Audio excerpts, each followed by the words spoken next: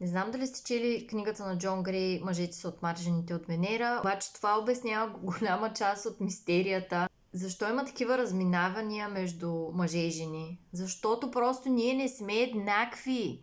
Ние нямаме абсолютно нищо общо, разбирате ли? Нямаме нито физически, нито ментални общи белези.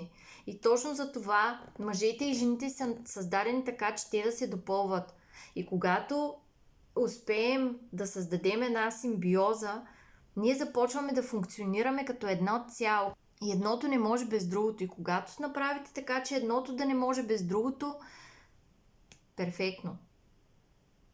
Но докато не разберете, че ние мислим различно, действаме различно, функциите ни са различни, няма как да изисквате някой да е като вас и да търсите абсолютно същите белези, същото мислене, същите неща. Да, ние може да имаме общи интереси, може да имаме обща ценностна система. Как вършим нещата въобще в ежедневието си, във всичко, абсолютно няма нищо общо. И това е нормално. И трябва да нормализираме това, че хората не си дават сметка наистина, че мъжете и жените са изключително различни. Като оставим даже и самия факт, че всеки е израснал по различен начин, всеки е видял нещо в семейството си и то го е определило като характер. И то му е дал някаква насока в живота.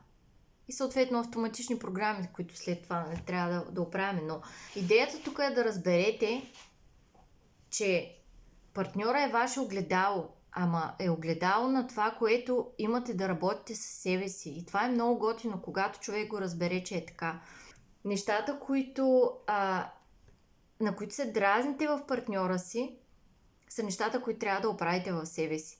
Така че, преди да почнете да се чудите защо няма свестни мъже или свестни жени, или защо не може да си намерите партньор, дали отчитате въобще, че сме супер различни, дали отчитате въобще, че хората са израснали по различен начин и правят нещата по различен начин.